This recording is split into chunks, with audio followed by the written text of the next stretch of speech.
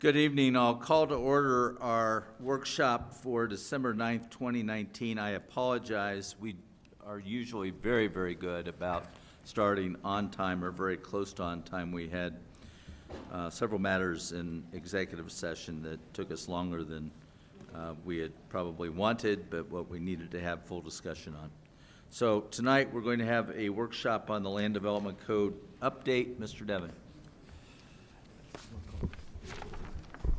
Would you like us to call roll? Oh, I suppose we should call roll. It's been a long night already. Kristen, would you call roll?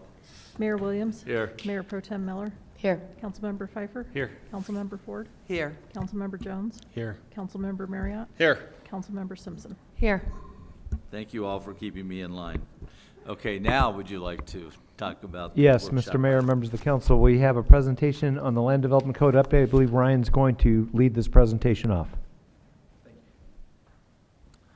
Thank you. Good evening, Mayor and City Council. Ryan Sichelski, Director of Community and Economic Development. I just wanted to do a brief 1 or 2 minute introduction. Rob Smetana, our Planning Director, has been doing a fantastic job working with the Land Development Code. This has been an enormous lift, a big project. We're over 2 years into it, and we're hoping to get to the final last decisions. And that's really what I wanted to kind of talk about tonight. Over the past several years, we've been working with different focus groups, different members of the community, all that Rob will go into detail, kind of parsing it down and getting through all of the big topic areas that we really wanted to sink our teeth into, and making sure that the code reflected what the city's vision was for where this code needed to go. And I think that we're nearly there. The topics that we're going to be discussing tonight are really the final topics that we've worked with all of you and then other comments from the community that we feel still need to be addressed and identified in order to give us final direction to create the final draft of the code. We are really hoping to be able to get that direction from you tonight so that the next time that we bring this code in front of you will be part of a public hearing process to see if it's appropriate to be adopted. Now, that being said, we also want to make sure that you're all comfortable with the document that we're bringing forward. So if we aren't able to reach those conclusions with an item tonight, we are certainly flexible to be able to bring those forward to you at some time in the near future. But really tonight, I just wanted you guys to be aware that we are hoping to be able to get that final direction from you on these last remaining items in order to bring this code home, right? And bring it to fruition and get it over the finish line. So with that, I'll introduce Rob Smetana, who is going to be doing the PowerPoint tonight. Good evening, Rob. Great.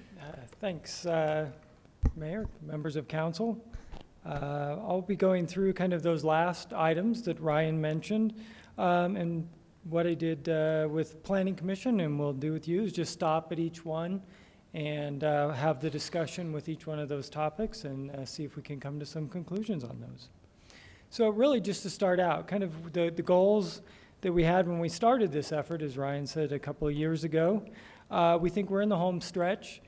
We think we've got a document that implements the comprehensive plan, that implements the council's strategic results, that's updated and simplified, that streamlines the development review process, and that makes the LDC easier to understand. The last piece that we still need to work on after the actual code language is making sure we update our zoning map with the new zone districts. And we will be having an open house next Thursday, the 19th, to discuss that with the public, and then we will bring that item back to you in January as well. Just as a reminder of where we've been in terms of participation on this project, we have had 5 open houses to date, and we'll have a 6th one on the remapping next week. We've had open office hours so people could come in and talk to us. We've met with the Cameo Estates neighborhood. They raised some concerns when they first saw the draft of the Land Development Code. But we think we've worked through all those issues with them and don't expect any issues with that particular neighborhood. We received over 100 online comments with the various drafts that have been posted. We met with our advisory committee 11 times, And we had focus group meetings, again, with 7 meetings on particular topics with key folks related to those particular topics. And then we've met with you and Planning Commission 11 times. So I'll just jump right in here. These are the topics we're going to cover tonight. But the first one is about the business use of the home. And we understand there were a couple of issues that were being discussed in past workshops that we just wanted to circle back on with you folks. And wanted to make sure it's clear that today our home occupation section, or business use of the home, restricts the use, restricts where that business can be operated to the livable portion of the home. Under the proposed LDC, we want to expand that to allow for home business to occupy a detached structure or a garage, as long as it doesn't take away from the parking situation on a particular lot. And that would then allow for things like art studios, where the only restriction would be on our typical noise issues and the outside impacts of those particular businesses. And also, right now, the language states that you can only have 2 clients or customers at a time.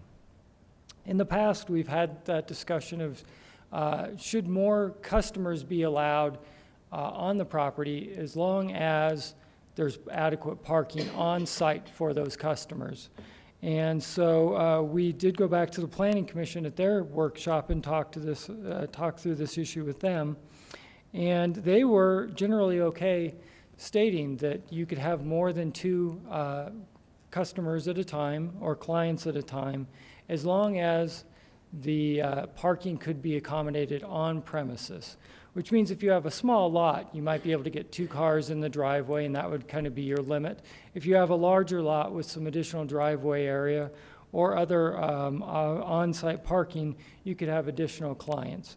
The Planning Commission was okay with that, although they said as part of that, we should have some limitation on the amount of the front yard that can be covered in terms of either concrete or drivable surface, so that it's not essentially creating just a business situation in a residential neighborhood. So they were okay with that one. Wanted to get your folks' thoughts. Okay, who'd like to start? Mr. Jones, I think this probably has to do with doing yoga. Okay. It does. So I appreciate the Planning Commission's input and feedback on that. And so if what I heard you say was the Planning Commission's general consensus was that they were okay not having a limit of 2 customers in the household as long as the property could accommodate off-street parking. Correct. Or driveway type parking. Correct. But isn't the road a public road? And so if I was going to go for a walk in a neighborhood, I could technically drive up and park my car anywhere along the sidewalk and go for a walk. And so, again, I think it gets down to the complaint base, where if I'm driving up and going for a walk in the same neighborhood, parking in front of the same house every single day, the neighbor whose house I'm parking in front of might complain to code enforcement or something. But how do we monitor that? How do we enforce that? Or if, like, again, in my yoga studio, I have 6 of my closest friends show up for yoga, 2 park in my driveway, and the other 4 park sporadically throughout the block. How do we enforce that? It would still be complaint-based. It would technically be a violation of the code, but if no one complained about it, we would not be out there actively enforcing it. Okay, and that, I guess, was my question, is we're not going to actively enforce this. We do have rules and limitations about driveways and concrete, and so I think that that's appropriate to say, yeah, you can't put concrete in your entire front yard to accommodate the parking. So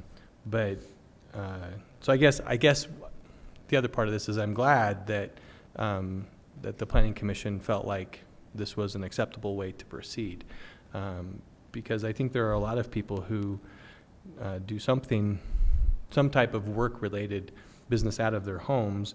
Some have customers, some don't.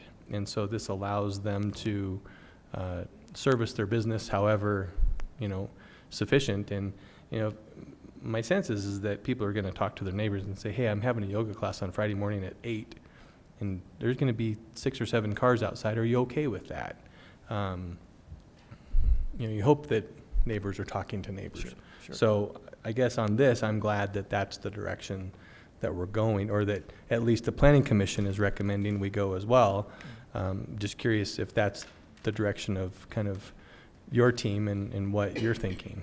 Yeah, I think we were comfortable with that, with the limitations on the front yard coverage for parking, because we didn't want to have essentially front yards become parking lots. Yeah, so someone's So- not going to be able to apply for a variance to put an additional, 30 square feet of concrete in their front yard for parking because of Yeah. a business. Correct. Yeah, okay. Rob, let me ask you a question. David, sorry, I don't want to No, you're interrupt you, fine. but just to clarify on that point, isn't it true that it doesn't require a building permit to pour a concrete driveway at your house, and that you can pour a concrete driveway at your house anywhere you want?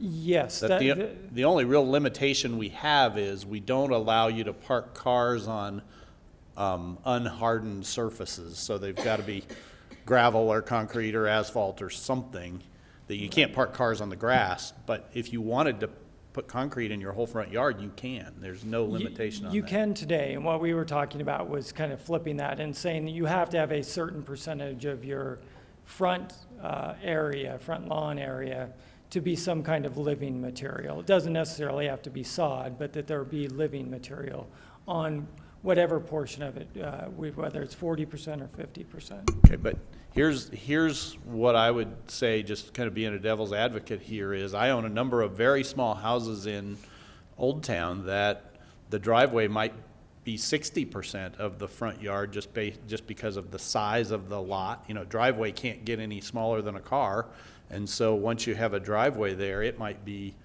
far more than that. And I know of a number of places around the city where folks have chosen to put their whole front yard in gravel, and they don't park on it, but they've elected to use that as their landscape material. And it seems to me to be really complicated to try to address that and come up with percentages that work, and then create a whole new class of cases that would go before Board of Adjustment or something like that, when it's really just a problem we're maybe imagining more than it actually exists. Anyway, sorry, that wasn't a question. That last part wasn't a question for you. That's more maybe my comment. That my comment would be that we can imagine that as a problem, but until it becomes a problem, I wouldn't be for adding to the land development code at this time, because it's an amendment we can always make at some point if that were to become a problem. Did you have anything else? No, that's it. Okay. Ms. Simpson? Just to follow up on Councilmember Marriott's point with the living material, I would strongly caution against that terminology, because xeriscaping of a lawn is increasing in popularity here in Colorado for numerous reasons, particularly use of water being a top one, or you could be like me and just not like watering your lawn. And so I would strongly caution against living material, because a lot of people choose rocks, et cetera, whatnot, and it can still look very attractive without it being grass. Sure, it might be more appropriate to say it just has to be some kind of pervious surface. Yes. Yeah. Mr. Pfeiffer? I just have a comment that this is more restrictive than short-term rentals, just so we're clear. I want to throw it out there, because if you read here, if we're doing short-term rentals down the road, which is a business use of the home, we should probably keep in mind similar rules like here that talk about, like, this business has to park all the cars on their driveway, but a short term can park in the street. Just those consistencies. So all I would ask council and staff maybe is to keep that in consideration in our future conversations around how this would apply possibly to those scenarios. More to be heard on that subject. Okay. Okay, I don't see any other points. I will indicate that yeah, I would like to do away with the 2 client customers at a time provision. I struggle with that the parking has to be on site, because people can legally park on the street, and enforcement's gonna be a serious issue, so, maybe I would be inclined to add that later on, rather than immediately sort of test it out, see how it goes.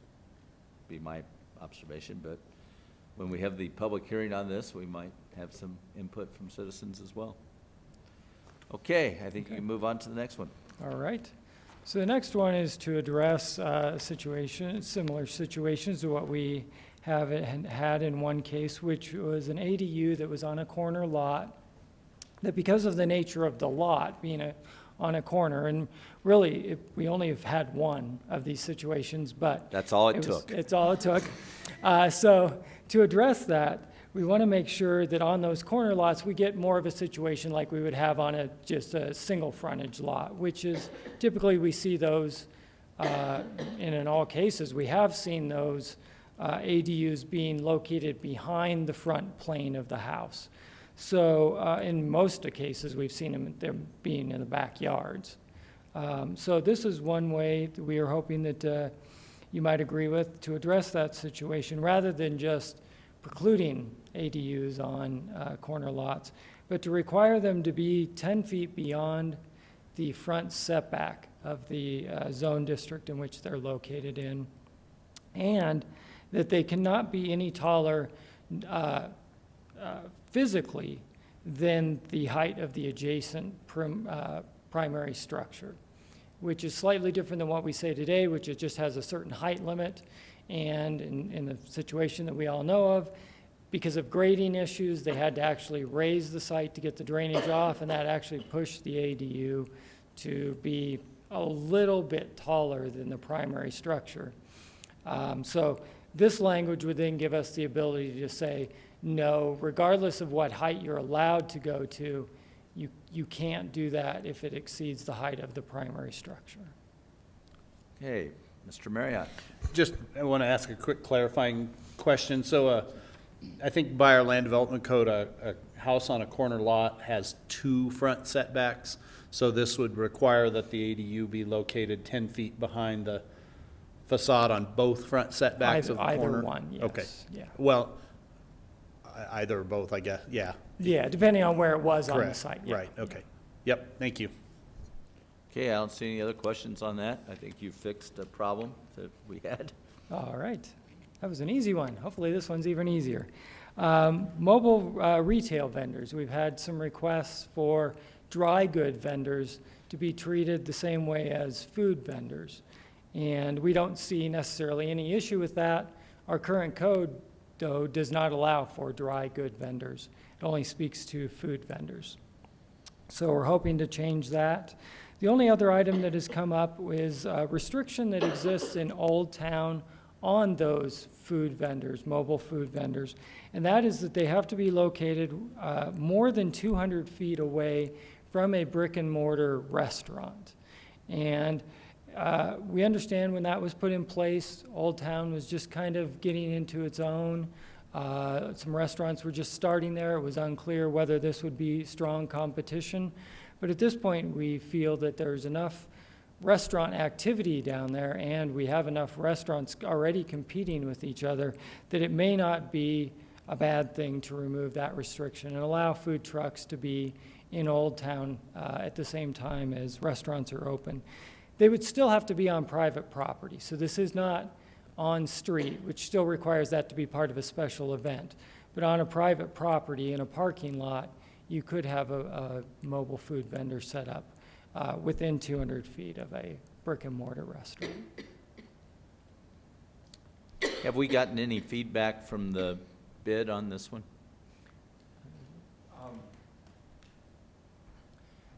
Not from the bid specifically, but I have talked to several of the restaurateurs. And originally, when I talked to them, they were some concerned because they thought that the food truck vendors could be on the right-of-way. When I explained that it was only on private property, then they were more supportive of it. Several of the businesses, depending on the type of business, some of the bars and those types of things want this type of thing. And so that's one of the reasons why we were considering it in the first place. And so I think that generally speaking, for the ones that I've spoken to, they have been supportive of tightening the reins a little bit. Okay. Ms. Ford? So let me just clarify, Rob, then if it was a retail vendor, excuse me, let's say they, sold clothing, would they be able to go into a private parking lot near other retail and sell at? Yes, yeah, it would be the same type of situation. Okay, thanks.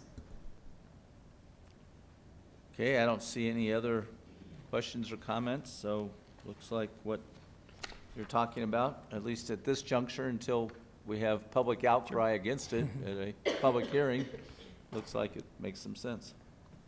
All right.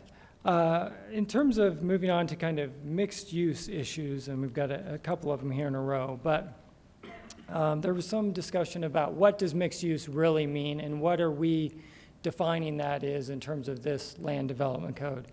And as we are defining it, as we have up here, we're using the term mixed use to identify zone districts where more than one use can be accommodated on a property, and that can be either vertically or horizontally, and that it can have the flexibility to provide the benefits of walkability, live, work, and accommodating residential amenities as well as residential and commercial development. And for the purpose of the districts as we've defined them here, you're not required to have mixed use, but you're allowed to have mixed use on those properties, with one exception, and that's the pedestrian priority streets, and I'll talk about that in a minute. But just kind of wanted to put that definition out there in front of you as you're considering the next set of topics. So this is different than our current standard zone districts that say if you have a residential zone district, you can only do residential, and typically you can only do one type of residential. Or if you have a commercial zone district, you can only do commercial in that zone district.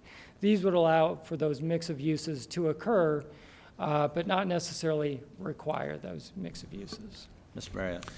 Rob, quick question with that. So if, under this definition, if somebody were to buy a piece of commercial property and say, it's zone mixed use, I just want to build a housing on it, they could do that? That's correct. Now, we are talking about having a commercial-only zone district as well, but those areas where we want to allow for mixed use, that would be the case. Okay, let me think about that for a minute. I might have some comments about that. Sure. Yeah, I mean, the thought there is kind of a little bit letting the market decide what should occur on particular pieces of property.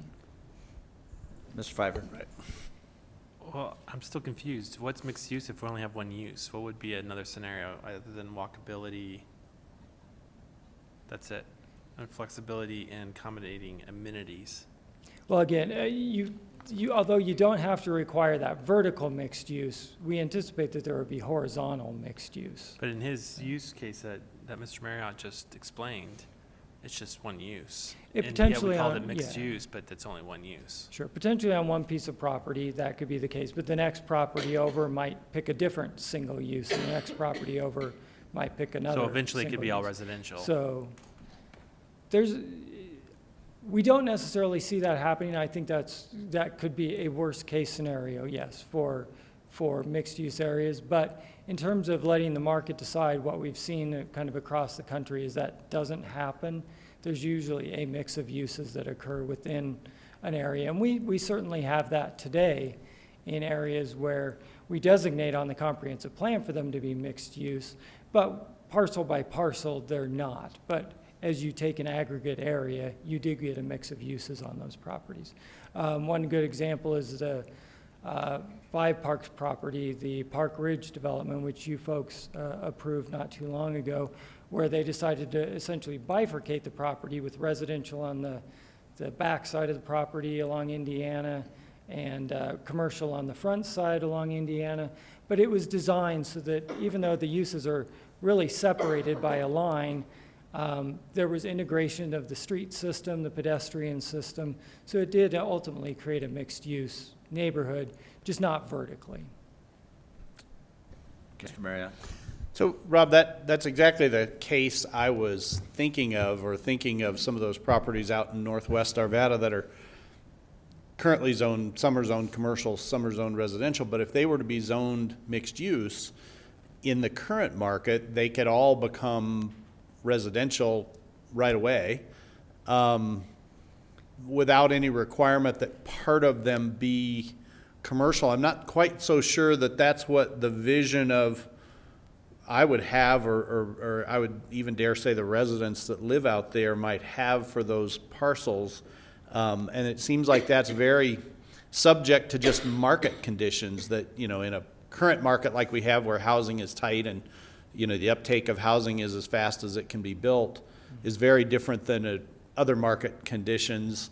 And I guess I worry about that a little bit. And the reason why is because that those types of projects would come for staff approval only, which would approve based on just what's written into the code, and there wouldn't be any kind of layer of judgment put on them like happens now with an elected body like the city council applying it. I think this isn't in Arvada, but I think of the property on the east side of Wheat Ridge, east side of Kipling, just south of I-70, that's kind of zoned mixed use, and if they were to allow it, would become all apartments tomorrow. There's a market for that, but yet the city, for their long-term look at it, thinks that that's maybe not appropriate, that there ought to be some mix of use there. So is there a different zoning that actually requires a mix of use on a parcel, or is it only residential only, commercial only, or mixed use that could be all of either or a mixture? That's the model that's there now, but when we do the remapping, we may want to pick particular areas and say, we only want that to be a commercial property, or we only want that to be a residential property. And where we want to allow that market to take place with the mixed use, we would zone those mixed use. Now, as an example though, the Park Ridge property, that today is zoned, or even before it came before the council, that was zoned BPR, allowing business, professional, office, and residential uses. Even there, they could have come in and requested to have residential on that entire piece of property. But the market is dictating that they need some retail at that location, so they didn't. They came in and said, well, we want to reserve the commercial on Indiana because we know that's a good commercial location. But the backside, the depth was just such you would never get commercial on that backside with the depth of the property, so they came in and asked for residential on that property. But that's a similar situation is what we have today in terms of our PUD, BPR zoning. But because those are PUDs, they have to have approval by, they go through the planning commission and have to be approved by the council, correct? I mean, PUDs aren't just approved administratively. Correct, but they did come to us and say, we want commercial. No, I understand in that particular case that's what they did, but I think that's the difference here is that with these zone districts, the approvals would be administrative. They wouldn't be through the planning commission and through the elected city council. They would just be administrative. Is that correct? As a general rule, yes, although there would be an appeals process, which we'll talk about a little bit later, but that would be the case. They would be administrative reviews. Okay, so let me ask this just a quick other way. Is there any of these zone districts that are a mixed-use zone district that require some split of usage, like no less than at least 30% of another use or anything like that? There really isn't. It's all commercial, all residential, or either or mix, whatever you choose. That's correct, except in those pedestrian priority streets that I'll talk about that we'll here get in to. a second. Yeah. Okay. If I may, I just wanted to add one comment. I appreciate your questions, and I realize that your questions are broad and they're meant for mixed-use zoning all over the city. Right. But with specific emphasis to the Candelas area, one of the things that we believe is appropriate for carrying the land development code and the remapping forward is that we're going to separate off Candelas in that area, realizing that it's unique and it has some unique conversations, as we're all aware of from previous council meetings. And so when we look at the remapping, we're going to be looking at the remapping citywide, but in the Candelas area specifically, I don't think that we're necessarily ready there because it's all zone PUDs right now, is that we want to kind of have a separate conversation and look at that so we get in a situation where it's really consistent with what the City Council's vision is, and I think that that can be a broader and more robust conversation in that specific area. So I think that that's an important conversation, which may end up things remaining as PUDs as council sees fit. It may have them going to commercial-only districts, mixed-use districts, or residential districts, but that would be a separate robust conversation and not something that we would necessarily roll into the remapping. So that's one thing I wanted to say. Okay. And then the second thing I wanted to say is the consideration of the remapping everywhere in the city is really based on the comprehensive plan. So it is not the intent of the city to, or staff, to say, well, this is zoned residential now, but in the future, we really want this to be mixed use. And Rob's actually got a slide here where he's going to say all this. But it essentially is where mixed use zoning is proposed is where mixed use zoning either is already an allowed use as related to a PUD BPR zone district today, or in the comprehensive plan, it's designated as mixed use. So we're really matching up like for like land uses in what has already been expressed in the community vision. So I wanted to make sure. Yeah, I guess I hear what you're saying, and I understand that Candelas is a little bit different. I guess I'm thinking more along the lines of, you know, along Ralston Road, the old Kmart site, that if that's zoned mixed use and somebody were to acquire the property and say, well, my vision of mixed use here is 100% residential, that they can do that with just administrative appeal or Yes. administrative approval, that there's not a PUD, there's no, you know, planning commission, there's no elected body that weighs in on that. Right. And I think that's more my fear, is that's just one, and whether there's other spots like that up and down Wadsworth at 80th or Wadsworth at 52nd or any other places that are mixed use, that I worry about these short-term anomalies in the market putting stuff down that's going to be there for 100 years that might have answered to the market then, but that market might be a very short-lived market, but yet the stuff is there forever. Sure. And the only other thing I don't disagree with the statements that you're making. The term mixed use, or the way that I also see mixed use, is really related to, it allows for a flexibility of uses. It's really one of our broadest things in terms of it could go either way, and it really opens the door to that market in current conditions, as you kind of say. And so it's not about having a mix of uses, it's about having the flexibility that site could accept a lot of different uses, and that we were not necessarily being prescriptive or over one or the other, realizing that the market might take shape in ways that we may or may not want to be open to. All right. Okay. All right, so let me talk a little bit about the comprehensive plan as it relates to the mixed-use districts. And I realized after I did this was hard to read, that there's blue and green circles, but it's really hard to see that. But the blue circles basically encircle the areas that are hash marked, and maybe that's easier to see on this drawing or this comprehensive plan future land use map.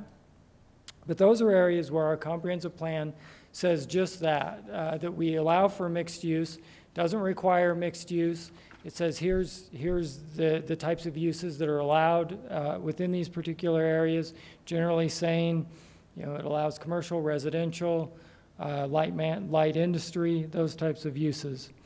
In the green are the areas that are kind of red color on the map, and those are areas that are designated as commercial development areas, but the comprehensive plan also says that a secondary use within those areas can be any form of residential development. So as you can see, a lot of the commercial areas in the city already have that type of mixed use designation in one way or another. If you look at zoning, These are the areas that are zoned BPR, so business, professional, residential, PUDs, and would allow all of those types of uses. As you can see, again, that's quite a large percentage of our residential areas. Now, if you discount the Candelas area for now, you can see it's not as extensive, but there still are, a lot of our community that's designated for mixed-use development through the PUD process. So if you compare that then to the districts that we've looked at in terms of the remapping effort, we're showing a number of mixed-use districts, but different flavors of mixed-use districts per se.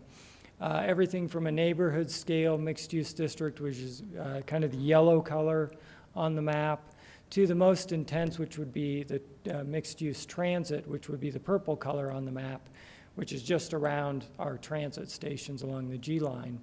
And then in between, we have suburban mixed use, which would allow a more suburban land use pattern to occur. And then the red is mixed use urban, which would allow a little more urban character in terms of pulling buildings up to the street frontage. So we have tried to, well, they are all mixed use districts and would allow for a mix of uses or a single use. We have tried to scale those particular districts to the context in which they would be located. Mr. Marriott.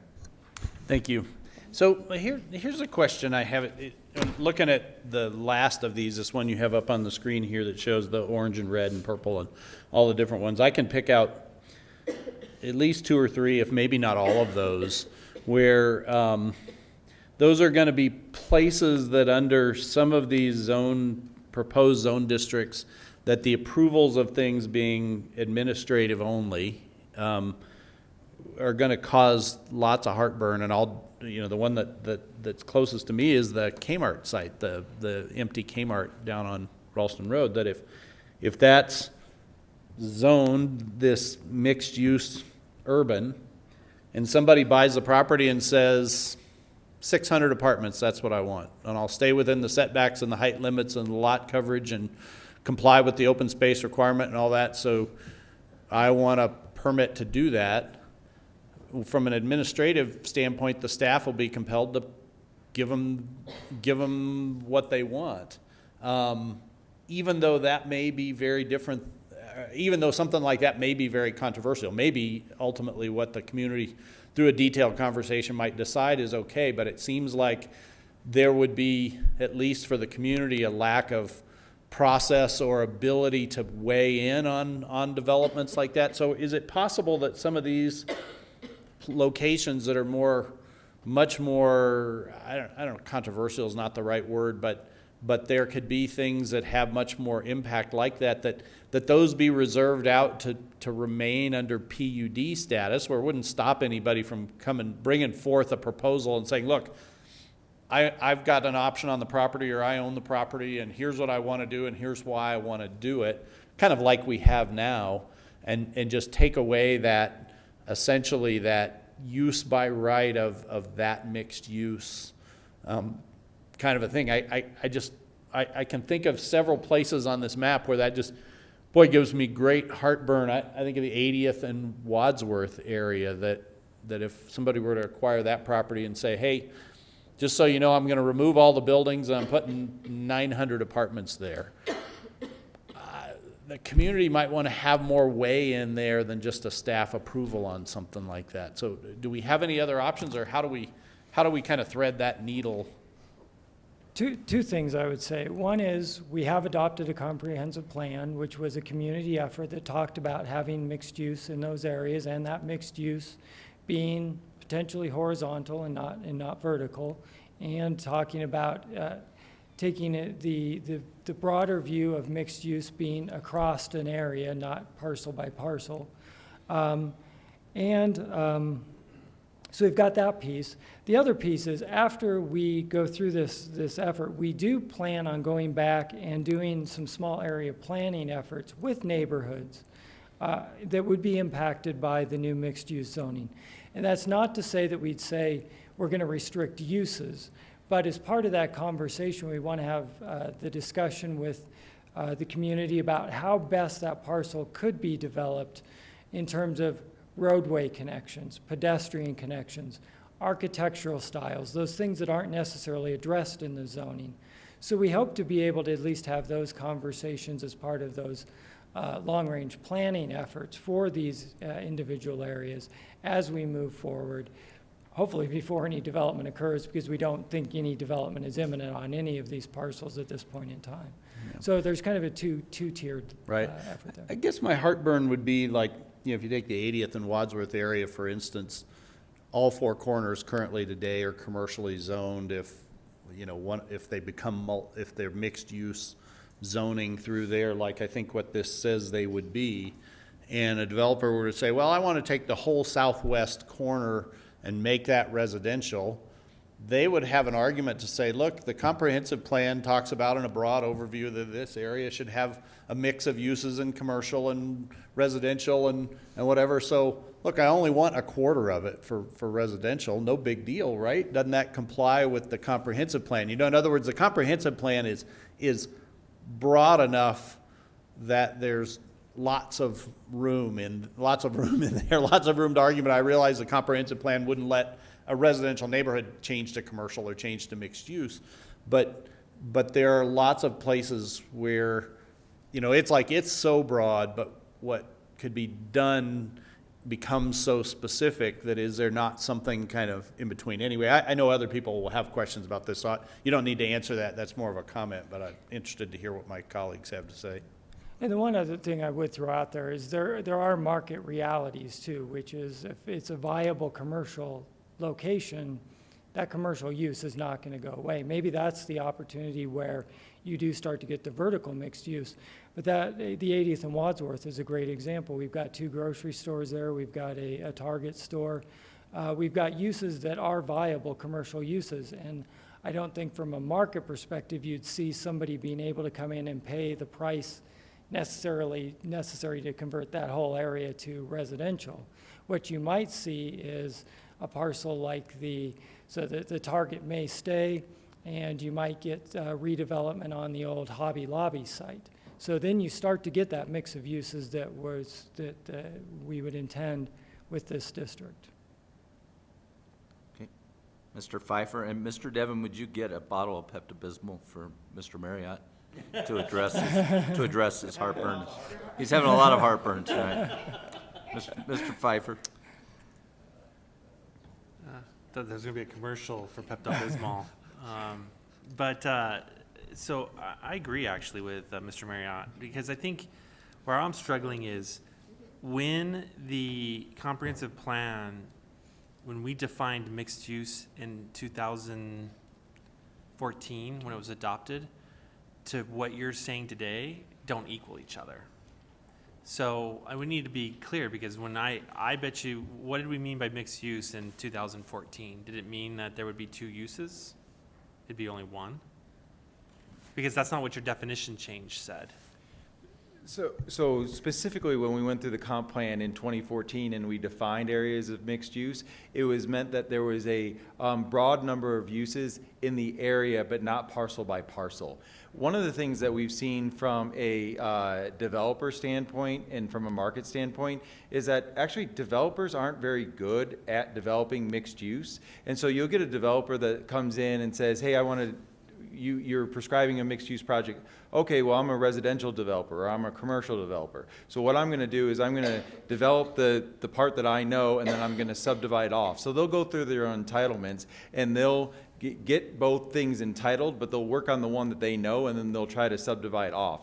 But there are fewer examples. I think the Village of High Parks is a great one, where we actually see the integration of those 2 uses together, but on a large grand scale. I think that that's something that still the retail community is trying to figure out. With just quite frankly, I've had a lot of conversations with the retail community, and they don't really know what to do with their large real estate assets right now. That big box is really kind of shifting and how those things are wanting to go. So they certainly do want the flexibility of saying, how can I do ground floor retail, put parking structure on top of it, and then residential above that, and have first floor walkability, but then residential on top, and really integrating these sites. And that's really what I think the future of some of these commercial corridors are going to look like. But we're kind of waiting for the market to kind of catch up with those planning ideas. Yeah, I struggle that you'll see that ever come around. Just if we leave it wide open, I think somebody's gonna come in and just do all residential. It's easy. That's why. So I'm a little worried that we have our main economic corners opened up as the new defined mixed use. You know what? People will buy, and depending on where the market goes, maybe they will buy the Target corner and turn it all into 900. You don't know where money comes from and who wants to do what. So my fear is we are a bedroom community with no, I get malls are not around or whatever, but we got to look at some employment locations. We've got to look at some tax revenues, maintain our future revenues. And I feel we open these up to just let them, paint whatever color they want on that land and do whatever they want to do. I think it opens us up for some issues with preserving our future investments and where we get sustainable revenues. So I'm a little nervous about it because every one of these on the screen you have up right now, every one of these are economic drivers that you've opened up for mixed use, and who knows how that gets. And without being in front of a public elected body, I agree, it worries me. It worries me that this would be done administratively. So I'd have some reservation. I was trying to take some of what was said here and cross-reference it back to mixed use from 2014 on your previous two drawing, and then how it evolves. Because one of the things that also confuses me is up in the Candelas area on 80th or Indiana and what's that, 96th? I know there's some discussions around it, but I thought we were talking about that being more of a commercial use. But here, this is now painting it as whatever you want to do with it. Sure, and as we mentioned, this is just the concept, the first blush at that. We will have an opportunity to look at the remapping. And so maybe one way to kind of think about this is, if you can, think about the district kind of on its own. Is that something that you could support as a zone district? And then when we actually do the remapping, we can determine where that particular district is the most appropriate. We do have the commercial general zone district that we have in the code that does restrict it strictly to commercial, light manufacture, light industry type uses. So there's an opportunity to think about where that district is remapped to in the city. So I think it's kind of two ways to look at it. Is there a way to look at it at kind of that higher level is this district an appropriate district? And then we can look at where is that district appropriate to put on the ground. And that's a good approach. I just wouldn't put this up then. Because when you're trying to imagine what this district could look like, you put areas that actually, to be honest with you, worries me a lot. Because I see revenue areas just being up for grabs depending on who does what. 60 across from, if you look across from Arvada West, what a little small, you have it in orange. Yeah. You have a small shopping center that yeah, today's thriving and there's very little, but we start getting rid of those things for people to do and go and eat if somebody buys that shopping center on that corner. Or the Walgreens and so forth. So you start seeing that we become more bedroom community. Then we start driving further places to go get a prescription. We start driving further to get, and now we just created another problem. So I look at it more of like, how do I keep people close to their communities and in their neighborhoods with services to also keep them off our roads so that we keep congestion down. It's a complex issue, I get it. And then there was one other thing. I cannot remember, but I might come back. Okay. Okay, thanks. Sport.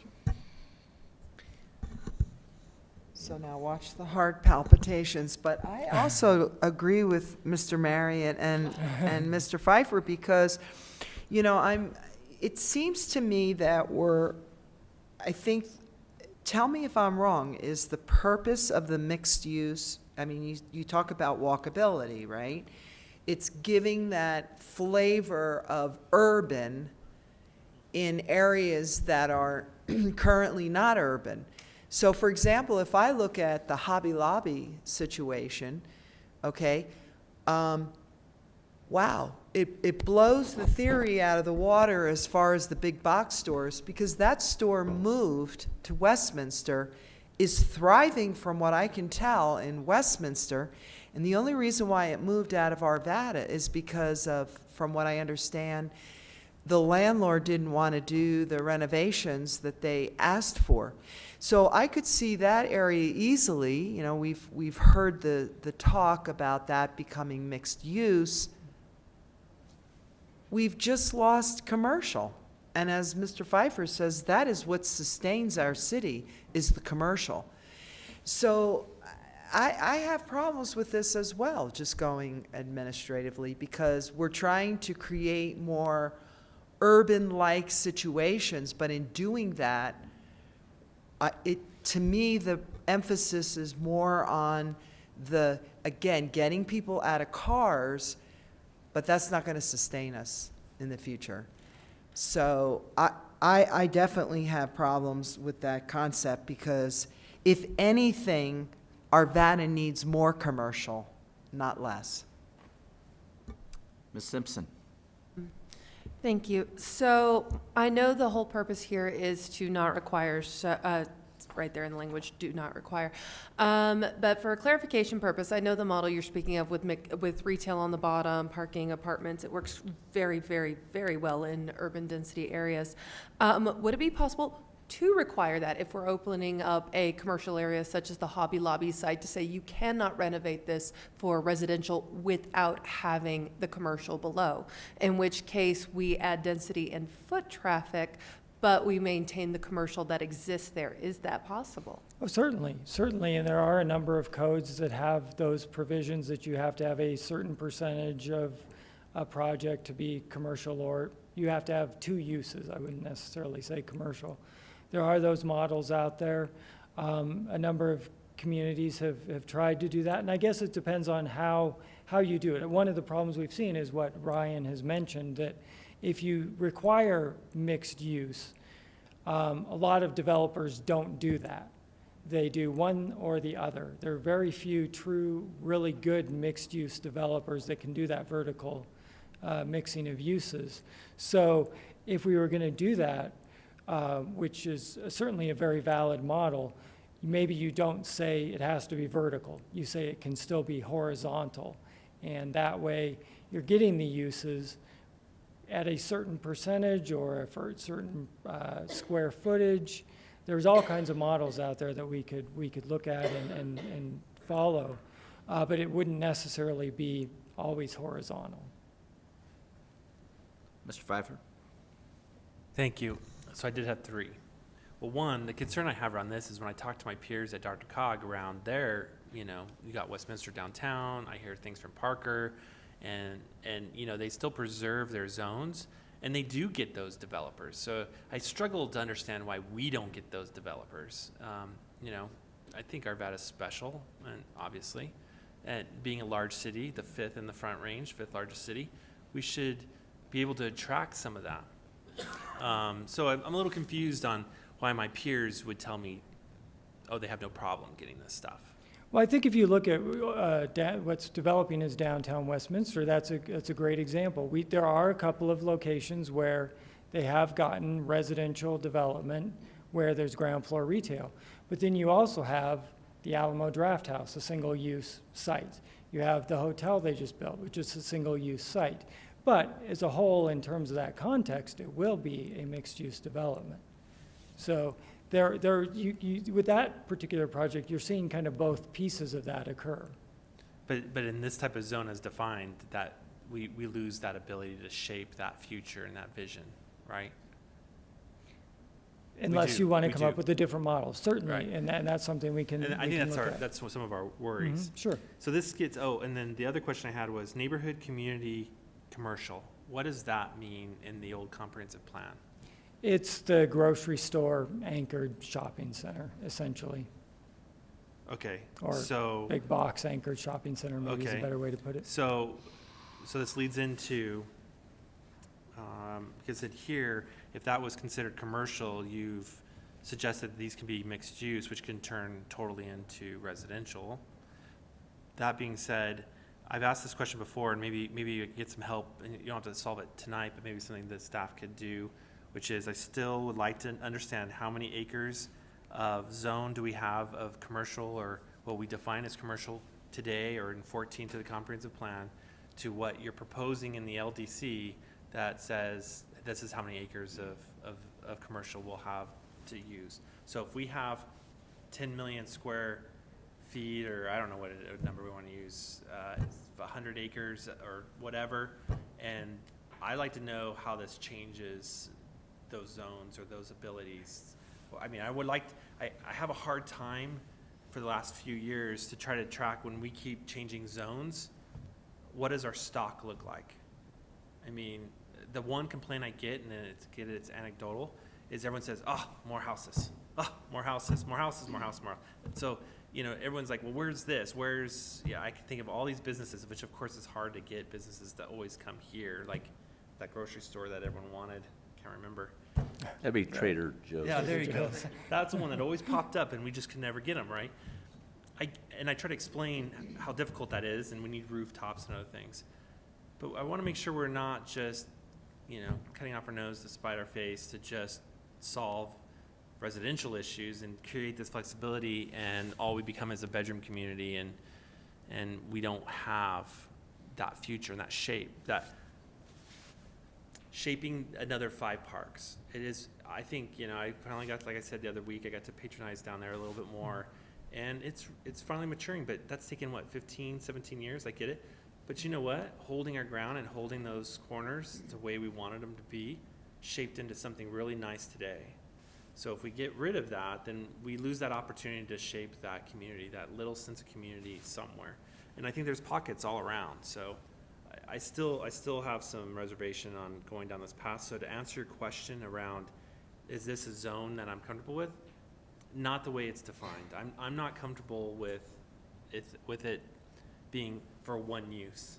I think I struggle with that. I think the only way is to say 2 or more uses, or something has to be there, 30%, or something has to be in there to give some of that environment that I think it would make a good place, a sense of community that we'll need to shape these hot areas. So Okay. that's all I had. Thank you, Mayor.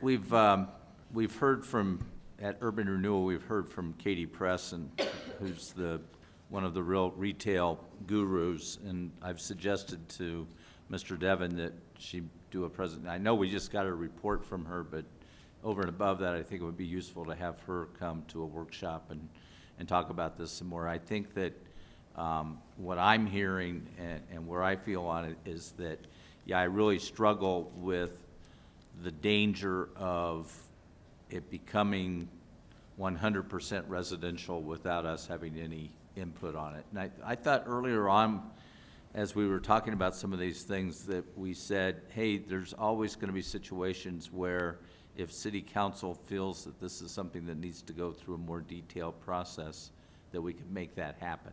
Sure. And even, you know, at our last week when we were talking about, you know, freeing up property for water tap use between retail and residential, part of my justification was that indeed, as each of these projects come forward, we're going to be able to say yay or nay. So I worry a little bit about, you know, I truly want to get to a point where the no-brainers can be done administratively, not because the administration has no brains, but because they're so obvious.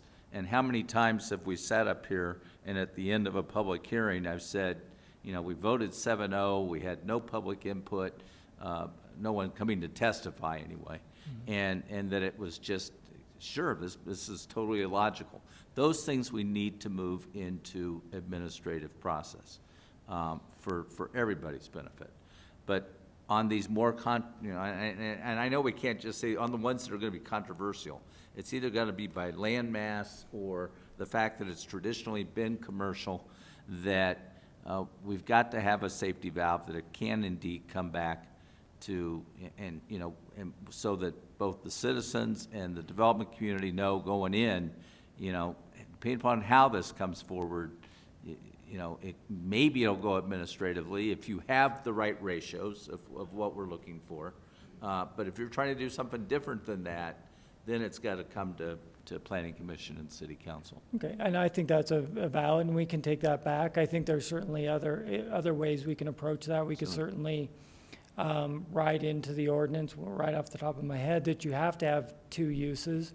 And if you don't have 2 uses, it's a conditional use, which requires a hearing. Right. So I think there's easy ways in terms of the ordinance to look at options for Okay. that. It sounds like that's what I'm hearing, that the direction we should go, so we will certainly. That or buy a dive lot of into that. Pepto-Bismol. Mr. All Jones? right.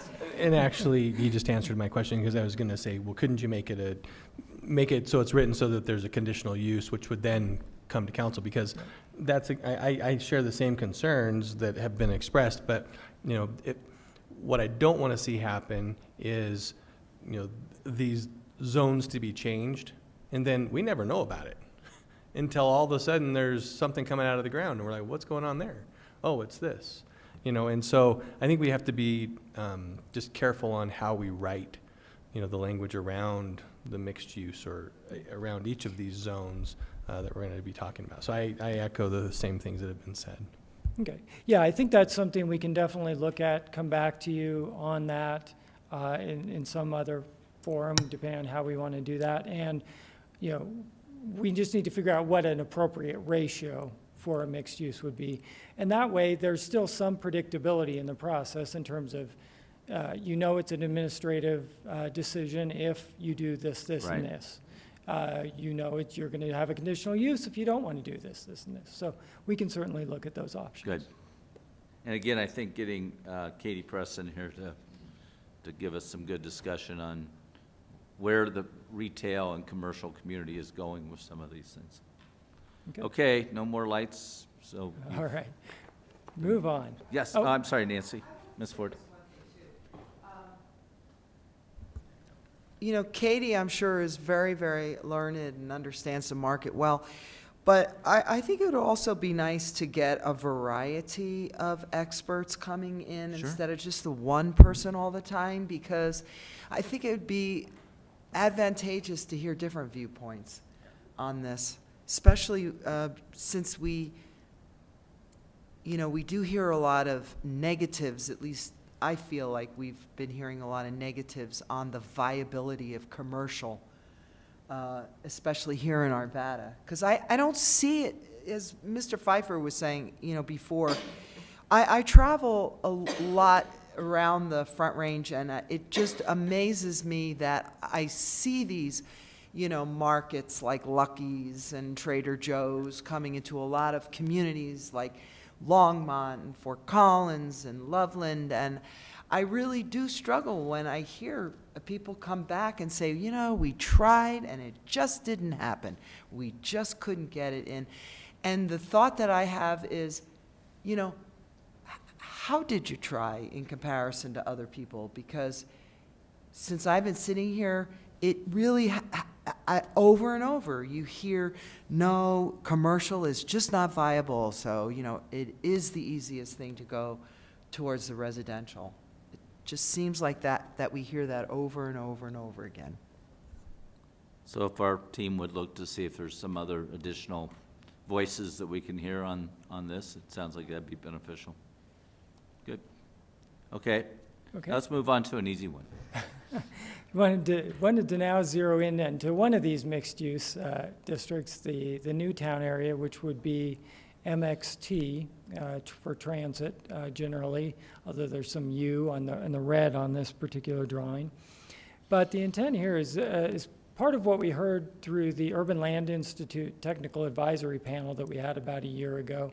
We heard this is one area that could really use some intensification, and that intensification could lead to a really strong mixed-use area. where right now it's primarily all commercial development. And that doesn't mean necessarily taking out the commercial development, but allowing some of those parking lots, surface parking lots, to infill with other uses potentially. So it's coming out of that discussion, we took a look at kind of what they had talked about. And one of the things that they brought up were twofold. One is the intensification would be really helpful in this area because it has the transportation infrastructure to handle that, and that increased heights can add to those in that intensification and to the potential rooftops that here could really be beneficial to the entire city without impacting a lot of the existing community in terms of single-family residential. So with those thoughts in mind, we did look at potentially this being the one area where we'd see a potential significant increase in height above the 35-foot standard height restriction that applies throughout the city today. So in looking at those zone districts, what we looked at, or the sub-districts with the height, would be to start at Grandview and have a fairly low height just south of Grandview Avenue. So this is Newtown area. This has nothing to do with the Old Town area. The Old Town zoning would stay exactly the same. But along Grandview, there would be an opportunity for some taller development as long as you were set back a certain distance from Grandview. We had originally talked about a 100-foot distance from the center line of Grandview to the south, where in that area you could never go above 35 feet in height. Then beyond that, you could increase the height up to whatever the height is allowed in the particular adjacent district. After some discussion and with the Planning Commission, they thought that maybe that distance needed to be greater. So we're looking at the potential for that to go to 150 feet versus the 100 feet. And let me show you one thing that I don't know whether it'll show up really clearly here or not.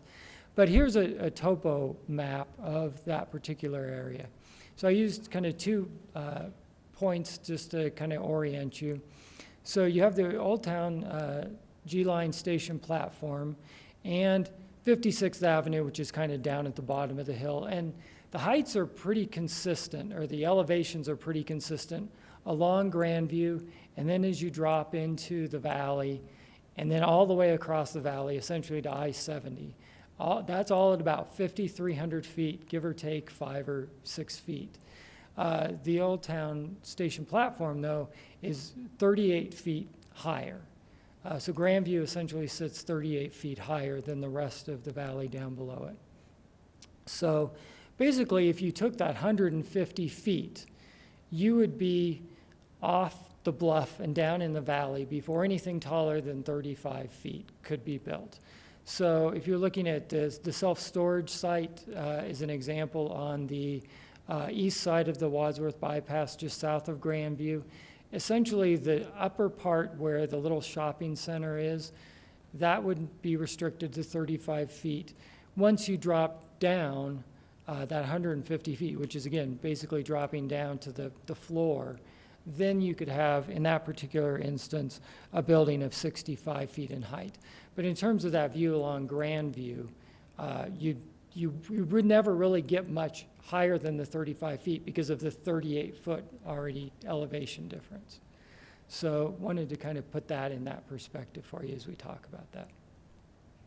So in terms of the other zoning, the other height districts that we have talked about, so along that Grandview area, generally it's about 45 feet, except where we've already approved the Old Town Residence project, which is about 65 feet, and we've set that parcel already at 65 feet. And then as you progress farther south towards I-70, the heights could increase to 80 feet, and then at the Arvada Marketplace site, 120 feet. So we tried to give you an idea of what that might look like. So just a couple of landmarks, just so you kind of get a feel for that as well. So this is the view from the station platform, kind of looking southwest towards the mountains. You see the Hilton Garden Inn there. That has a height of 64 feet. And then you can see the top of the theater marquee, which is 48 feet in height.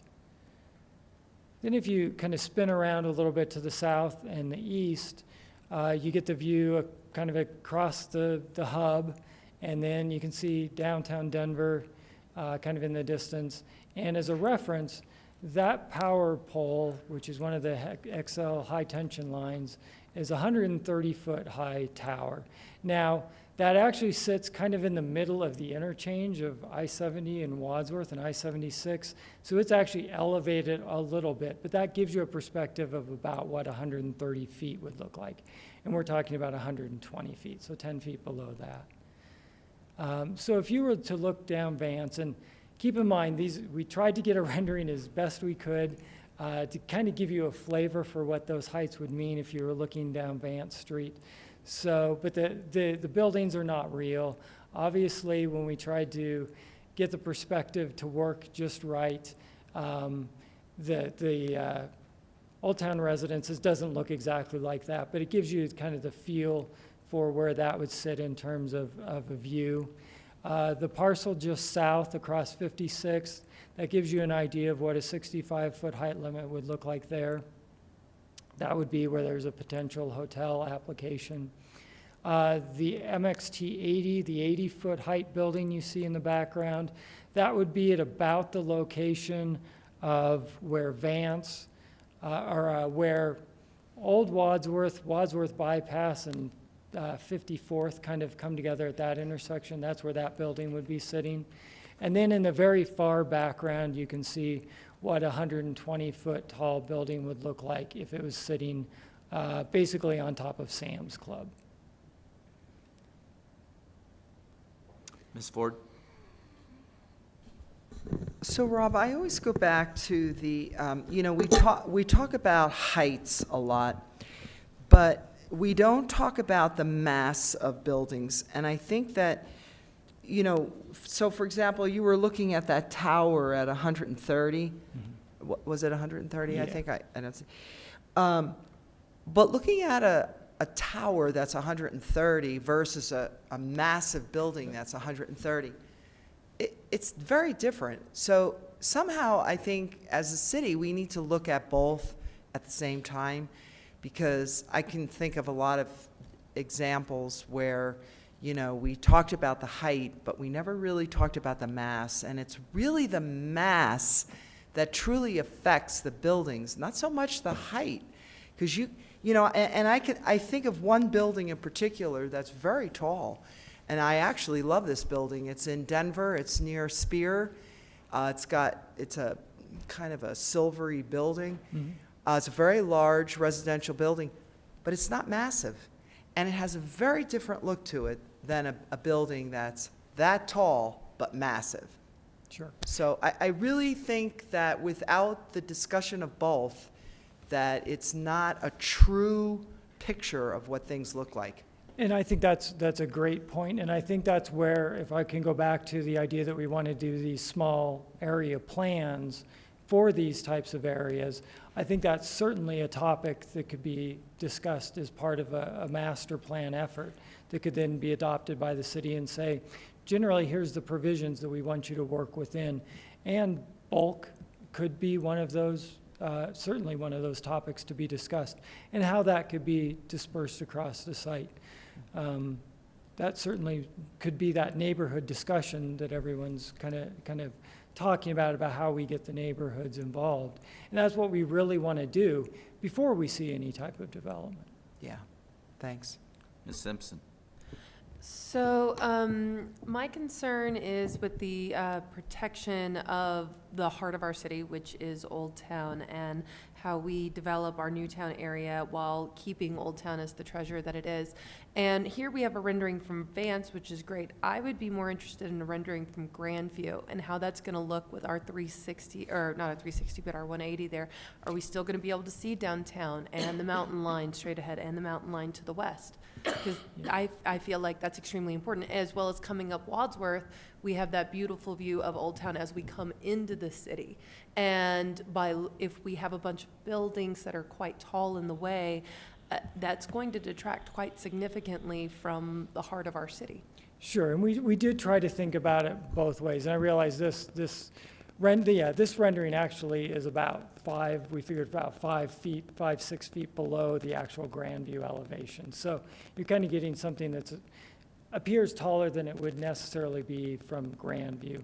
But we tried to look at the heights that we're proposing, look at those views and seeing if we could preserve those views, and we think we did, because most of those areas to that southeast would be 45 feet or less. It would only be looking directly south, essentially, where the taller buildings would be allowed. So we tried to look at that view cone.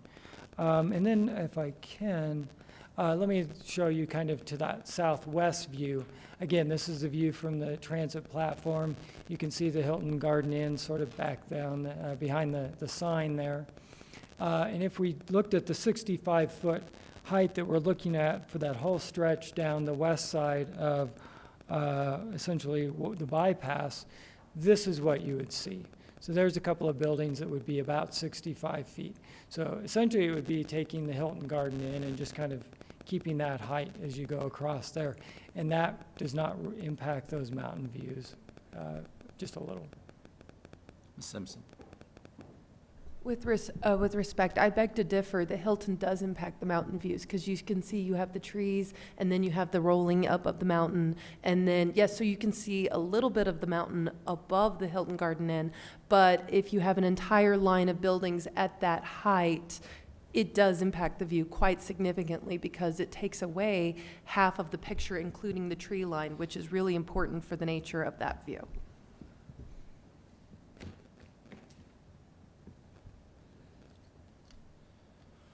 Okay, so looks like we may have some more discussion on this one as we move forward.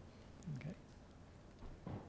All right, and then kind of getting back to that, the mixed use piece of where it would be required in the MX districts would be in these areas that we're calling pedestrian priority streets.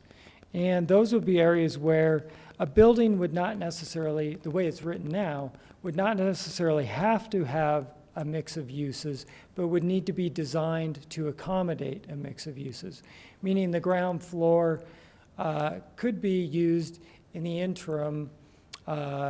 If the market just wasn't there for retail, you'd have to design it to accommodate a retail space in terms of floor-to-ceiling heights, construction type, but in the interim, maybe it could be used as an amenity for the building, or even residential if it's a residential building. But it would have to be designed to accommodate those uses in the future. So in that sense, we were looking at essentially extending kind of the mixed-use feel down Old Wadsworth, portions of Vance, 56th, 56th, 55th, and then down to 52nd for those areas where we really want to encourage a more pedestrian-friendly environment with hopefully a mix of uses. I guess my reaction is that there's going to have to be a lot of changes down there before that's truly pedestrian-friendly area. Certainly. I mean, because right now, you don't see many pedestrians down in that area. But as new development could occur, Right. that would hopefully, and these buildings would be pulled up to the street as well. Mhm. So it has these areas would have a setback. You could have a 0 setback line from the sidewalk, or as much as 15 feet. But still, you'd have a building that really relates to the street. And maybe if I can just real quickly jump to this. These are the types of buildings that we're envisioning in that area. So again, buildings pulled up to the street with that ground floor activation, whether they be residential or office, with hopefully some kind of active component on the ground floor. And in those buildings, only 50% of that ground floor area would need to be designed to accommodate the two uses. You could have 100%, but we also say that that other 50% has to be some kind of active use, whether it's the fitness facility for a residential building, the leasing center, but it has to have transparency and it needs to be pedestrian oriented, so it's not just blank walls or parking. Okay? I don't see any. Say- Okay, go ahead, Nancy. Ms. Ward. So, you know, when I looked at this picture at first, I thought to myself, Well, you really do get a good sense by looking at these pictures of this area. Obviously, this is a, a much more urban feel, and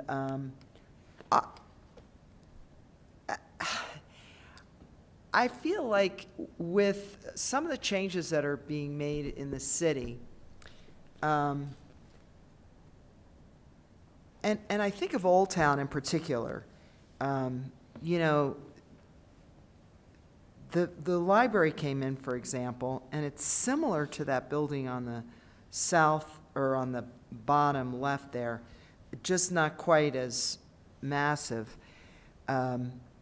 It would really be nice, and I've said this before in terms of the vision of our city, if we had a sense of what we're trying to have areas look like within the city.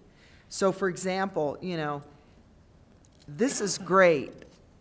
I'm a little confused about areas like Old Town, for example, when we start to see new construction come in.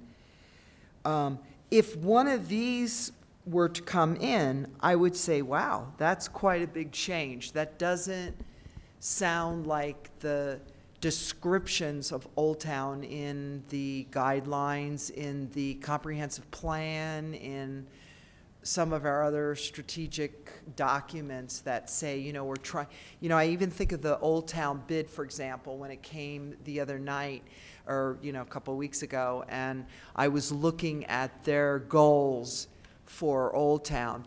And so it would be nice to have some kind of a vision for Old Town as to where we want it to be, so that in the future, as development comes in, people can look at that development and say, yeah, that's keeping the charm of Old Town. Because that's what we keep reading, I do anyway, in all the documents. We want to keep that charm. And yet, the development that we're seeing coming in close to Old Town or in Old Town, in my opinion, doesn't keep that charm. Is there a way that we can have some visual documents like this to say, yeah, these are the types of buildings that would keep charm in that area? Because my fear is that we say it in the documents, but the actual implementation of the development is not keeping the charm. To me, there's a disconnect.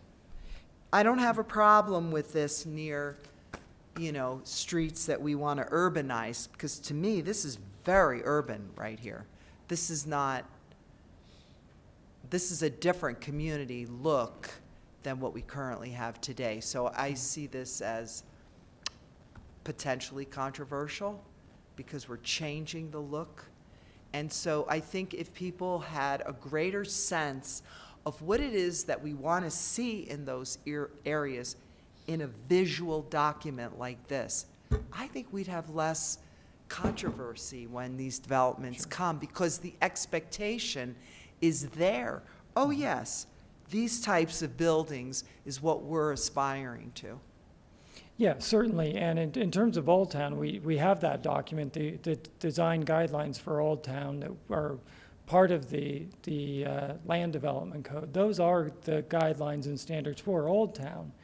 And again, kind of what we're hoping to do with all of these mixed use areas is to have a long-range planning document that really details, what type of development in terms of character we want to see in these particular areas. So in Newtown, the community may say, no, up near Grandview, we really need to keep with that brick feel, but as you get farther south, you can go more modern. But that's the conversation we want to have, and we really want to have those planning efforts to do that with the community and not to just kind of leave it wide open. But we want to have the zoning in place so that we can then start that discussion. But I think it's very important, like when you use the word charm, I think charm means different things to different people.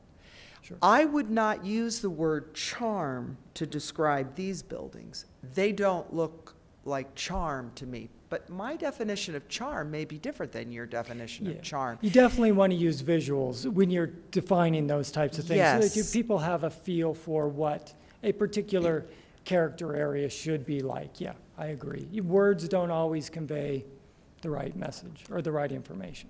Absolutely, because you cannot dispute a picture. It's very hard to dispute a picture, but you can dispute words, and I've seen it happen. So I think if we can get more of these pictures into the comprehensive plan, into our strategic documents, there's no question of what we're trying to accomplish, because I'm still confused about Old Town in terms of what we're trying to accomplish with Old Town. And it becomes very confusing as I read those documents. We want to keep the charm in Old Town. I don't think that's what we're doing right now. We're not really keeping the charm in the newer developments that we're seeing right now. So I'm struggling as a leader here of exactly what is it that we're trying to accomplish when we say that. I think there's a saying that a picture's worth 1,000 words, so. Yep. And it's something that we haven't necessarily done very well as a city in the past. We haven't done these small area plans, and we're hoping that this is an opportunity to really engage with the community moving forward in a different way. Okay, I see no other lights. You may proceed on. All right, so now the easiest topic of the Another evening, easy one. parking. Good. Wanted to follow up again, kind of, and come back and see if we can get some kind of feeling on parking standards for basically non-single-family residential uses. And we have had these conversations in the past, but wanted to come back and really kind of see if we can key in on whether this is the right direction or not. So, as you know, today we just simply say for non-single-family residential uses, you have to have 2 parking spaces per unit, plus a half a space guest parking per unit. That's regardless of the number of bedrooms that are in that particular unit. It could be a studio or it could be a 4-bedroom. Doesn't matter. We have the same parking ratio for any of those unit types. What we're trying to do is really to separate it by unit type so that we can be a little more fine-grained in how we address parking. And the proposal is to split basically into the 4 categories, one being a studio, a 1-bedroom, a 2-bedroom, a 3 or more bedroom unit, and have different parking ratios for those various units. What you see here is our proposal in terms of the parking per unit type for studios, 1-bedrooms, 2-bedrooms, 3+. And then the chart there shows you how we relate to all the other communities that surround us in terms of parking requirements. And at our 2.5 over on the far right-hand side of the graph there, you can see we're well above anybody else's requirements, including those that have guest parking requirements. And so what we want to do, again, is to calibrate that so that we're really talking about what's important in terms of 1-bedroom, a 2-bedroom, et cetera. And most surrounding communities for 1-bedroom, for the example in the graph, they're about 1.5 spaces per unit. And that's pretty much an industry standard in terms of the way cities view parking and the way the development community views parking. It's probably a little more than the development community would want to have. But then we were also talking about requiring a 10% guest parking requirement on top of that 1.5 to get to 1.6. And again, that's pretty consistent with other communities in the area and kind of the industry standard. If you go on to 2 bedrooms, you can see that jumps up. And what we were talking about was to jump that to about what we have, or jump that to what we have today, which is a requirement for 2 spaces per 2-bedroom unit, plus again that 10% guest parking requirement on top of that. And then when you get to a 3-bedroom, requiring the full 2.5 spaces per unit. But again, even on a 2-bedroom basis, you can see we're higher than any other community in Jefferson County, and that includes unincorporated Jefferson County. I looked at that today. They require 2.25 spaces for a 2-bedroom unit, 1.75 for a 1-bedroom, and 2.75 for a 3-bedroom. So we're trying to just basically get parking where the market seems to have that fit in, both from a municipal standpoint and from a development standpoint. And so that's kind of the ratios that we've been working from. Mr. Marriott would like to talk on this topic. Thank you. Just have a quick question about this, and that would be, how would we differentiate between a studio and a 1-bedroom?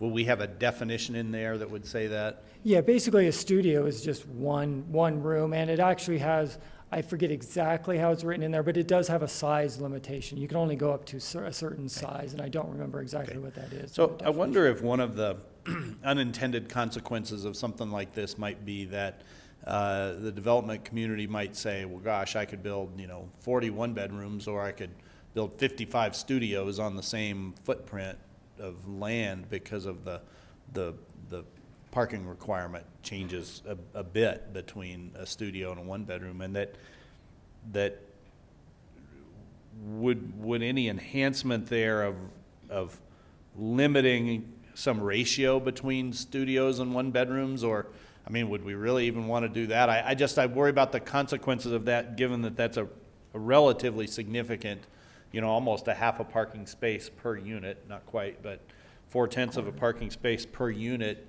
difference between building a studio and building a 1-bedroom, that we might unintentionally create development that might not be really what the market's asking for, but might be just hitting a price point or a density goal or something like that. Have we thought about that or looked at that at all? Well, we have not looked at that in that specific detail. I think the anecdotal information would be that studio apartments is where a lot of developers are going because that's what people can afford. And we're seeing that a lot across the metro area. And so I think there is a consequence to that, but that may not all be a bad consequence if that was the direction a developer would want to go. I'm not so sure that that's the direction they would necessarily go in a suburban environment like ours, but you may get 1 or 2 projects that are like that. But we have been hearing that smaller units are where things are going because that's what people can afford. Yeah.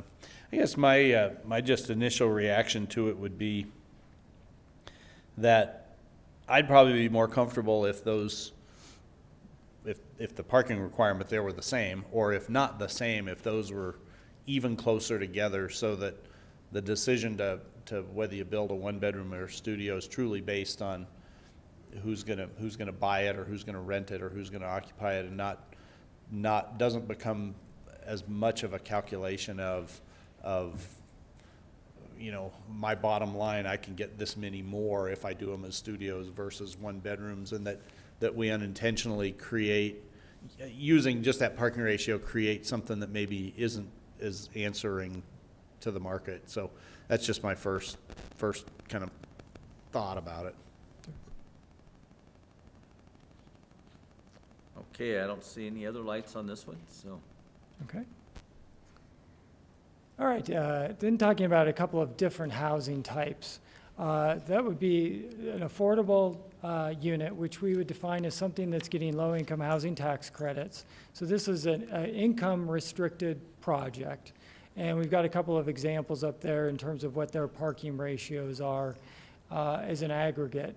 The Legacy Senior Housing, which you saw about a year or so ago, which is finally, thankfully, moving forward, which will be great to see, has about a 1.28 parking space per unit ratio.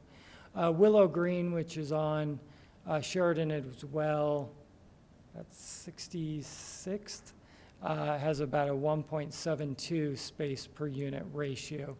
And looking at those projects, once we dial down into looking at kind of what the sizes are, here we actually said studio and 1-bedroom are about the same parking ratio at 1.25, and then all other bedroom types two-bedroom and above would be 1.5 spaces per unit. And then for senior, which would be age restricted, not necessarily income restricted, but age restricted, we're looking, our current code has a requirement for half a space per unit.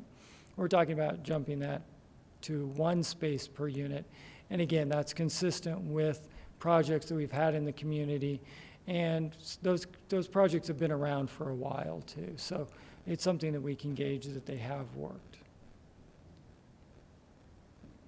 Mr. Marriott? So let me ask you a question about this. So in the subsidized housing parking requirements, what's the logic for having less parking requirement for them than a market rate?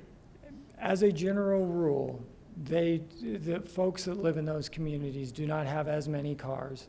And as a general rule, those communities are located where there's accessibility to transit or other amenities where a vehicle is not necessarily required for folks that live there on as much of a basis as a market rate unit. Yeah. But we don't look at accessibility of transit other than our TOD development, but places that are outside of TOD with accessibility of transit as changing the parking ratio. Or do we? Well, in transit, yes, we've certainly said In TOD, in but TOD areas. outside of do that. TOD areas, do we use the availability of transit as a modifier to the parking ratio? As we're proposing the code today, no. A lot of communities do make those gradations across different contexts where transit is available or isn't available. We did not choose to go down that direction except for the transit Right. areas where we've said, if you do other things, and that's another Right. topic coming Right. up, Yeah, that you can reduce your parking. But for these particular uses, we have seen, again, as a general rule, auto use is less prevalent. But we also, I don't think in our code we're proposing any kind of restriction on where subsidized housing can be either, are we? No. So we're not requiring that it be on a transit line. It can be or it can't be, up to whoever brings forth the development. That's correct, although we are tying it to those low-income housing tax credits, which those projects get preferences for being near those types of things. So we are not necessarily saying that that's a requirement, but by saying it has to be a tax credit project, in essence, it is saying some of those things. Now, that doesn't mean they're all going to end up that way, and I'm not going to say that they will. But generally, that's the reason they get the tax credits is because they can provide those kind of services for their residents. So is that changing these parking minimums only for projects that come in with LIHTC credits, or are there other forms of subsidizing housing that would also get these lower parking requirements? At this point, we've only said a LIHTC project. So the way the code would be written, the way it's drafted, it would only be a LIHTC project. So if the city decided to subsidize a project, we would hold it to the parking requirement required of a Or we commercial? would have this discussion about how we would address parking in that Okay. type of situation, yeah. Okay.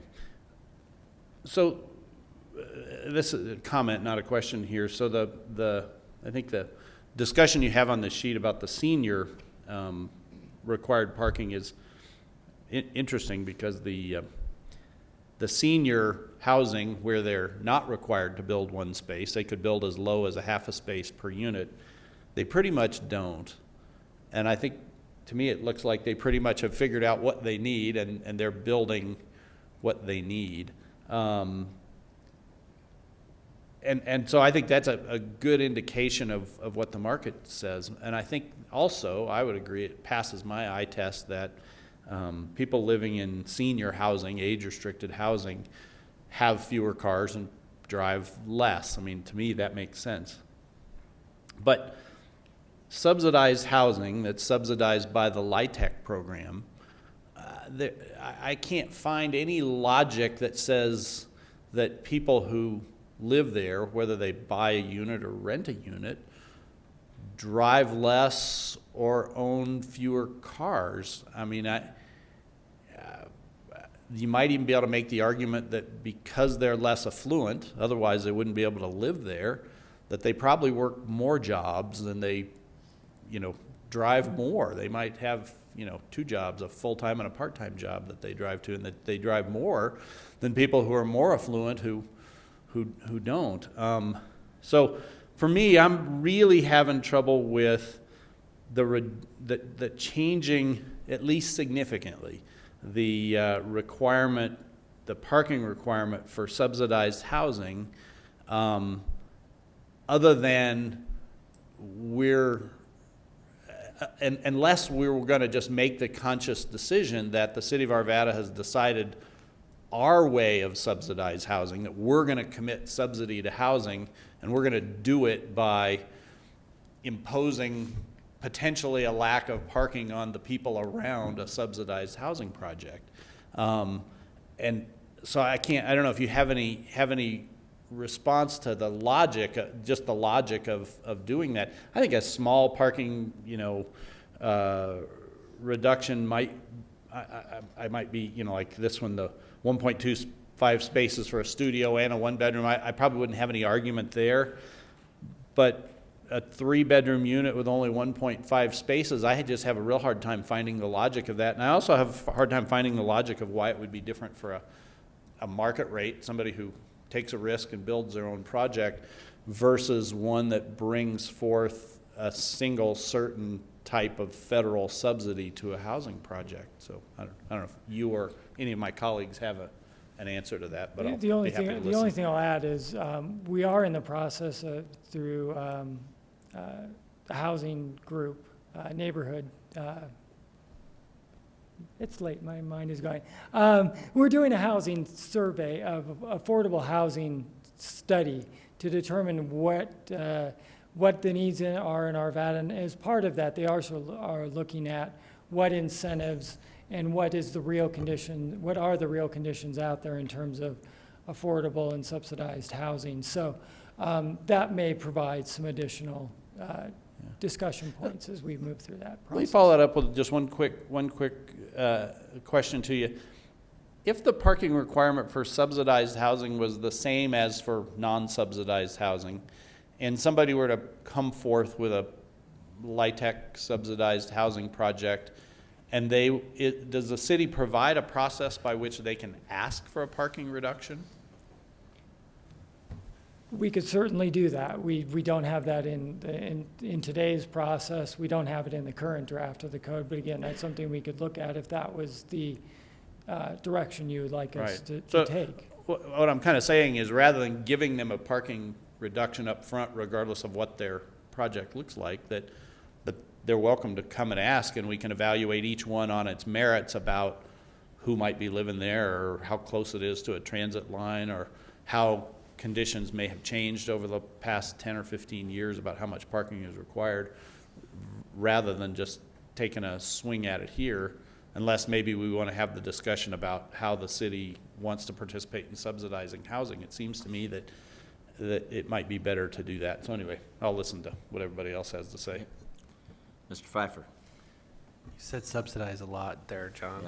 Yeah. I think we get your point. You don't like it. So actually the issue I have is on senior housing. So Morningstar, you use an example. That's a good one. I went out there, I don't know, last month, and I couldn't find parking as a guest. And the reason why is there's a lot of workers out there still. So with the ratio you're proposing here, do we put in that thought process that there could be 2 dozen people working in the building on top of the residents, which I think that created constraints on that property. It works, but I mean, you max out with, if you get just 6 guests in that building.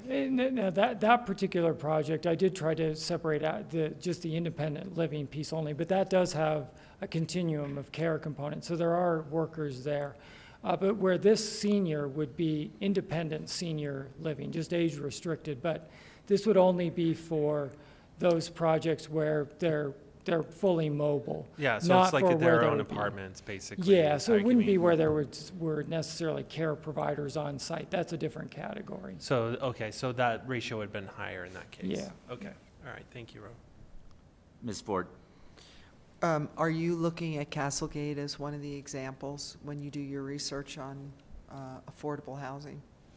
That's the one off of Wadsworth and about 70. We can certainly look at that. We did not look at that. Yeah, I one think at this that would point. be a good one to, because I know a number of people drive there, you know, who I've talked to, who are even disabled and they're still driving, so I would hate to make assumptions.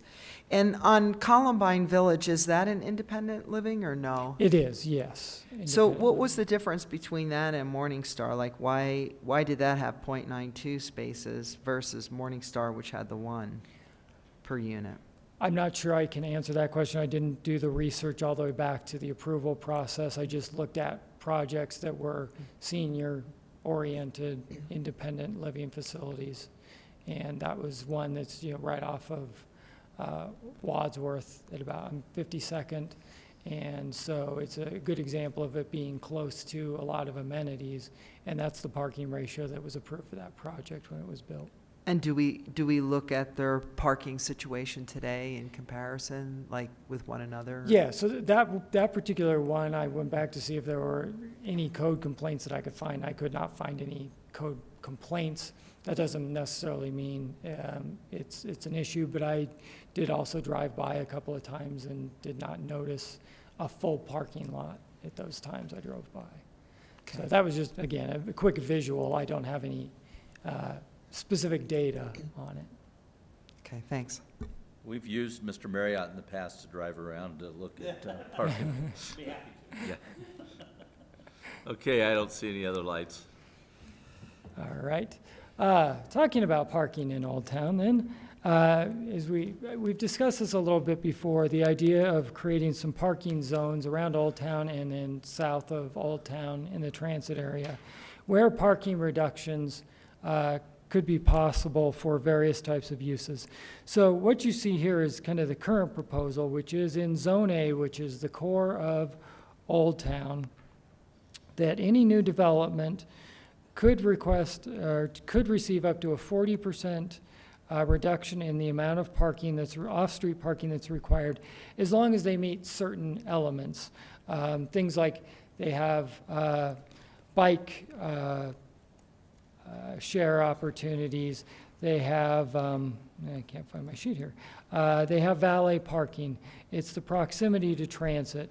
They do transportation demand management. Maybe they give all their residents, if it's a residential, or they give all their employees eco passes to use the train or bus. So that would allow for a reduction in the core area for any new development, the 40% reduction, and that no parking would be required for the reuse of historic buildings. Zone B, which would be a little bit north of Old Town, and then most of the area south of Old Town down to I-70. For those same types of incentives, you could get up to a 20% parking reduction for residential, a 25% reduction for commercial and mixed use. And then Zone C, which is kind of the far eastern fringes, maximum of 15% reduction for each, for any type of use. What we heard at one of the last workshops was maybe in Old Town, we really need to be a little more cognizant about parking and what impact that could have on historic buildings. And if we require too much parking, that may start to, you know, say, do we tear down historic buildings to provide parking? So we are proposing a change there that would say that for new development, that there be no parking requirement for commercial space in Old Town, in that Zone A only, and that a minimum of 1 space for each residential unit be required. And again, no parking requirements for historic buildings. Mr. Marriott? So just a quick question, the no parking requirement for historic buildings, does that include historic buildings that may be converted to residential? Yes, that Okay. would just be as a way to make sure that we are able to preserve those historic buildings Right, without changing the any character. use in those historic buildings can go Yeah. and they commercially fail. Correct. fail or fly. Okay, so I like this, and I like the option better than the original one. I think it provides more flexibility, which is what I think is needed in Old Town, and I think particularly an area like Old Town, that really is that's our only real true urban area. And I agree, I would hate to see any type of a parking requirement that ever makes it economically viable to remove a building to just create a surface parking lot, because the reuse you might have on the building next door is so spectacular, it's worth the sacrifice. I'd love to have the spectacular reuse without the sacrifice. So I think this option provides that better. So I like this one. Okay, I see no other questions on that one. All right, skip a couple of slides here. So, the appeal process, because we are dealing with, hopefully mostly administrative reviews, except for the few things we've talked about today that we'll look at revising. But in terms of an appeals process, so somebody does not like a decision that's made by the director, who can appeal? And so under the way the code is currently written, an appeal could come from the applicant, who may not like that their project got denied. It can come from the property owner, who may or may not be the same as the applicant. It could come from a contiguous property owner, or a property owner who receives a notice of application. And let me just explain that piece real quickly. We are proposing in the new code that any application that comes in, whether it's administrative or a public hearing case, would be required to notify property owners within 500 feet of that site that there is an application. It would provide the applicant's name, their contact information, and although it would be an administrative process, neighbors could have discussions with that developer about their project, outside of the city process, and try to influence that project. So at least the idea is they would know that there's a project coming before it's coming out of the ground. So we're hoping that that's a little bit of relief that could occur. And then for going back to the appeals, anybody who has standing under a 106 action, which if you have a lot of questions on that, I don't know whether Rachel or Lori might be able to answer those for you as to what exactly that means. But those would be the folks that would be able to appeal an administrative decision. And it would be a one-shot process, essentially. So an administrative appeal would go to the Planning Commission, and the Planning Commission would then make the decision on that, the way the code is written now. And anything beyond that would be go into court. So that's kind of the appeals process that we're looking at this point. Okay, any questions on that? I don't see any. All right, so that gets through our list. We are on to just the next steps of what's coming up. So here's the proposed schedule as we move forward. We're hoping that next week we will have a second draft of the code available to the public to look at. We've had a lot of conversations with the community, staff, with Planning Commission and Council, and so we're revising the draft we had to hopefully address all of those things. We'll take a shot at some of the things we've heard tonight and propose those in the second draft. On the December 19th, we will have an open house regarding the remapping piece. So again, we're kind of crafting the zone districts. That will be our opportunity to kind of work with the community at that open house to look at the actual physical implementation of those zone districts and get the feel for how the community feels about that. We will then have a comment period on those two elements between the 16th and the 19th and January 17th. All those documents will be available on our website. We'll also have office hours where people can stop into City Hall and talk with planning staff one-on-one about particular pieces of property. And all of those things are being advertised. We hope to then have the final draft, based on the comments we receive, of both the LDC and the remapping by February 3rd. And then we'll have a comment period until March 3rd, when we will have the Planning Commission public hearing. And then the proposal is to bring it to council for a first reading on March 16th and for a public hearing on April 6th. So stay tuned. Stay tuned, and as always, you go to the advancearvada.org webpage and find all of this up-to-date information. We'll also, as mentioned, have the open houses, and we're putting information out on social media and newsletters. Good, Mr. Marriott? So I just wanted to make a summation comment, and I don't want to belabor any points, and I'm not going to say subsidized again. Thank you. But here's what I Or heartburn. Yeah, that either. Here's what I will say. I think that the object of redoing this land development code is to try to make everything where every development application could be potentially approved administratively. And I think that's a good goal, but I don't know that it's possible. There's always going to be some that don't fit in the box. And I think, you know, redevelopment is one of those ones that's always going to have some more facets to it or be somewhat controversial. And I think we should make sure we don't have as a hard goal that every development application could be done administratively. I think there's some that really should be done through a public process and not administratively. And I think if we move the ball from current situation, which is virtually every development comes to us as a PUD, move the ball from that to where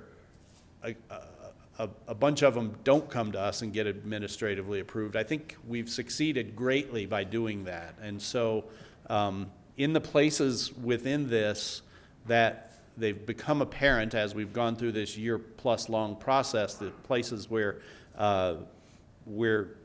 there is disagreement and controversy, and we up here are sitting here visualizing these potential problems and potholes for it, that we shouldn't be just striving to, well, so what, we're still going to get it where everything can be done administratively. I think defining those places where a public process is appropriate is okay too, and that you know that maybe ought to be our measure of success, and not that everything can be done administratively. So anyway, just my final comment. Appreciate that.